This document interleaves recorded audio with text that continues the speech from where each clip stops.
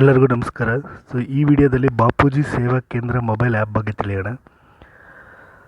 ಬಾಪೂಜಿ ಸೇವಾ ಕೇಂದ್ರದಲ್ಲಿ online services ಏನೇನು ಕೊಡ್ತಾಯಿದ್ದಾರೆ ಮತ್ತು ಟ್ಯಾಕ್ಸ್ ಪೇ ಮಾಡ್ತಾಯಿದ್ದಾರೆ ಆನ್ಲೈನು. ಅದಕ್ಕೆ ಒಂದು ಸೆಪ್ರೇಟ್ ಮೊಬೈಲ್ ಆ್ಯಪ್ ಇದೆ. ಇದು ಜಾಸ್ತಿ ಜನಕ್ಕೆ ಪಬ್ಲಿಸಿಟಿ ಆಗಿಲ್ಲ. RDPR ಇಂದ ತುಂಬ ಪಬ್ಲಿಸಿಟಿ ಆದರೆ ಒಳ್ಳೆಯದು. ಬಾಪೂಜಿ ಸೇವಾ ಕೇಂದ್ರ ಮೊಬೈಲಲ್ಲೇ ನೀವು ಕೂತ್ಕೊಂಡು ಯಾವುದೇ ಸರ್ವಿಸ್ಗೆ ಬೇಕಾಗಿದ್ದರೂ ಅಪ್ಲೈ ಮಾಡ್ಬೋದು. ಅದಲ್ದಿರ ಆನ್ಲೈನಲ್ಲಿ ಟ್ಯಾಕ್ಸ್ ಪೇ ಮಾಡ್ಬೋದು. ಜಸ್ಟ್ 8 to 10 MB ಇರುತ್ತೆ ಆ್ಯಪ್ನ. ಆ್ಯಂಡ್ರಾಯ್ಡ್ ವರ್ಷನ ನೀವು ಡೌನ್ಲೋಡ್ ಮಾಡ್ಕೊಂಡು ಓಪನ್ ಮಾಡಿದ್ರೆ ಇದು ವರ್ಷನ್ 2.7 ಈಗ ರನ್ನಿಂಗ್ ಇರೋದು.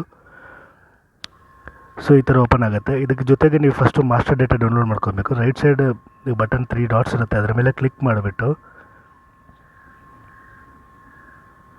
ಇದು ಲಾಗಿನ್ ಆಗಬೇಕಾದ್ರೆ ನೀವು ಮೊಬೈಲ್ ನಂಬರ್ನ ಎಂಟ್ರಿ ಮಾಡಬೇಕು. ಎಂಟ್ರಿ ಮಾಡಿ OTP ಬರುತ್ತೆ, ಆ OTPನ ನೀವು ಎಂಟ್ರಿ ಮಾಡಬೇಕಲ್ಲ. ಇಲ್ಲ ರಿಜಿಸ್ಟರ್ ಮಾಡಬೇಕಾದ್ರೆ ಫಸ್ಟ್ ನೇಮು ನಿಮ್ಮದು ಲಾಸ್ಟ್ ನೇಮ್ ಎಂಟ್ರಿ ಮಾಡಿ ಮೊಬೈಲ್ ID ಹಾಕಿ ನೀವು ರಿಜಿಸ್ಟರ್ ಮಾಡ್ಕೊಬೇಕಾಗುತ್ತೆ. ಫಸ್ಟ್ ಟೈಮ್ ರಿಜಿಸ್ಟರ್ ಮಾಡಬೇಕಾದ್ರೆ.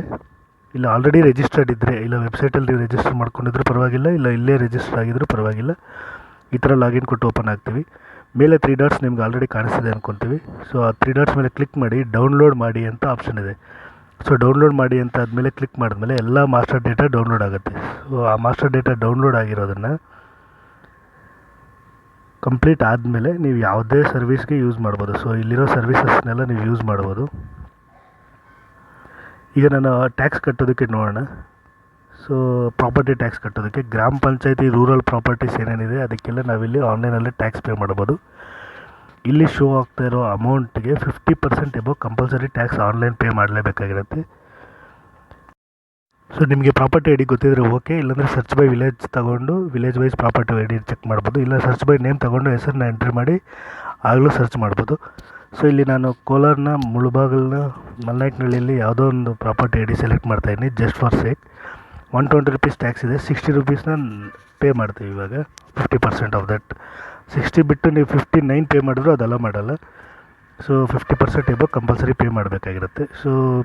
ಓಕೆ, ಪೇ ಪ್ರಾಪರ್ಟಿ ಟ್ಯಾಕ್ಸ್ ಅಂತ ಕ್ಲಿಕ್ ಮಾಡ್ತೀರಾ. ಈ ಥರ ರೇಸರ್ ಪೇ ಪೇಜ್ಗೆ ಹೋಗುತ್ತೆ. ನೀವು ಇಂಟರ್ನೆಟ್ ಬ್ಯಾಂಕಿಂಗ್ ಯೂಸ್ ಮಾಡ್ಬೋದು, ಇಲ್ಲ ಕ್ರೆಡಿಟ್ ಕಾರ್ಡ್ ಯೂಸ್ ಮಾಡ್ಬೋದು, UPI ID ಯೂಸ್ ಮಾಡ್ಕೊಬೋದು.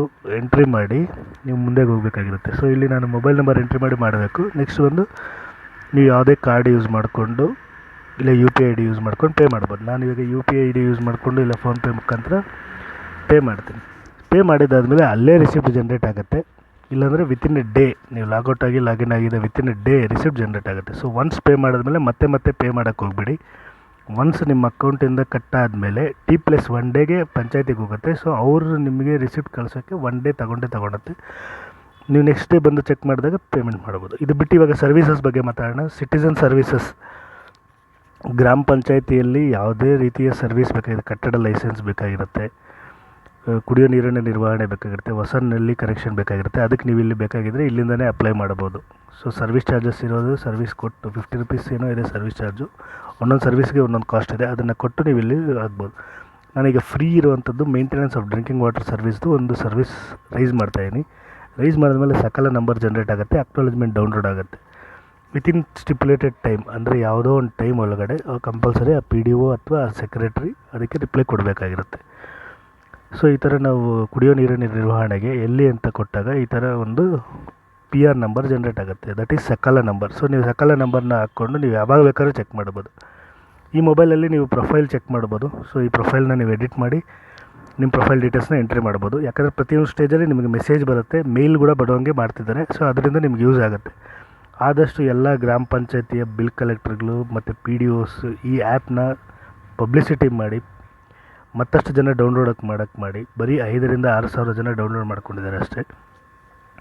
ನೆಕ್ಸ್ಟ್ ನಿಮ್ದು ಏನಾದರೂ ಗ್ರೀವಿಯನ್ಸಸ್ ಇದ್ದರೆ, ಅಂದರೆ ಏನಾದರೂ ಕ್ವೈರೀಸ್ ಇದ್ದರೆ ಗ್ರೀವಿಯನ್ಸಸ್ನ ನೀವು ಇಲ್ಲಿ ಎಂಟ್ರಿ ಮಾಡಿ ಟೈಪ್ ಮಾಡಿ ಕಳಿಸ್ಕೊಟ್ರೆ ಹೆಲ್ಪ್ ಡೆಸ್ಕಿಂದ ತ್ವರಿತವಾಗಿ ರಿಪ್ಲೈ ಬರುತ್ತೆ. ಇದಲ್ದಿರ ಮೇಲೆ ಹೆಲ್ಪ್ ಡೆಸ್ಕ್ ನಂಬರ್ ಬೇರೆ ಇದೆ.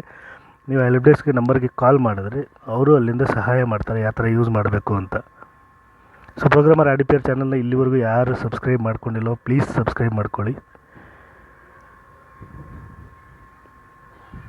ಬಾಪೂಜಿ ಸೇವಾ ಕೇಂದ್ರ ಆ್ಯಪ್ ತುಂಬ ಉಪಯೋಗಕ್ಕೆ ಬರುತ್ತೆ. ಪ್ರತಿಯೊಂದು ಸರ್ವಿಸ್ ಬಗ್ಗೆಯೂ ಮತ್ತೆ ಮುಂಬರೋ ವೀಡಿಯೋಸಲ್ಲಿ ನೋಡೋಣ. ನಾವು ಹಾಕಿರೋ ಅಪ್ಲಿಕೇಶನ್ಸ್ನು ಚೆಕ್ ಮಾಡ್ಬೋದು, ಅದ್ರ ಸ್ಟೇಟಸ್ನು ಚೆಕ್ ಮಾಡ್ಬೋದು. ಮತ್ತು FAQs ಇದ್ದಾವೆ. FAQsನ ನೀವು ಚೆಕ್ ಮಾಡಿಕೊಂಡು ನಿಮಗೆ ಬೇಕಾಗಿರುವಂಥ ಉತ್ತರ ಅಲ್ಲೇ ಸಿಗುತ್ತೆ. ಆಲ್ಮೋಸ್ಟ್ ಎಲ್ಲ ಇಶ್ಯೂಸ್ಗೂ ಅಲ್ಲೇ ಸೊಲ್ಯೂಷನ್ ಸಿಗುತ್ತೆ ಅಂತ ನಾನು ಭಾವಿಸಿದ್ದೀನಿ. ಪ್ರತಿ ಸರ್ವಿಸ್ಗೂ ಒಂದು ಸರ್ವಿಸ್ ಚಾರ್ಜ್ ಇರುತ್ತೆ, ಅದನ್ನು ನೀವು ಇಲ್ಲಿ ಚೆಕ್ ಮಾಡ್ಕೊಬೋದು. ಸೊ ಆ ಸರ್ವಿಸ್ ರಿಲೇಟೆಡ್ ಏನೇನಿದೆ ಇಶ್ಯೂಸು, ಏನೇನು ಎಷ್ಟು ಕಾಸ್ಟ್ ಇದೆ ಅನ್ನೋದನ್ನು ಕೂಡ ಇಲ್ಲಿ ಚೆಕ್ ಮಾಡ್ಬೋದು. ಈ ಆ್ಯಪ್ನ ಡೌನ್ಲೋಡ್ ಮಾಡಿ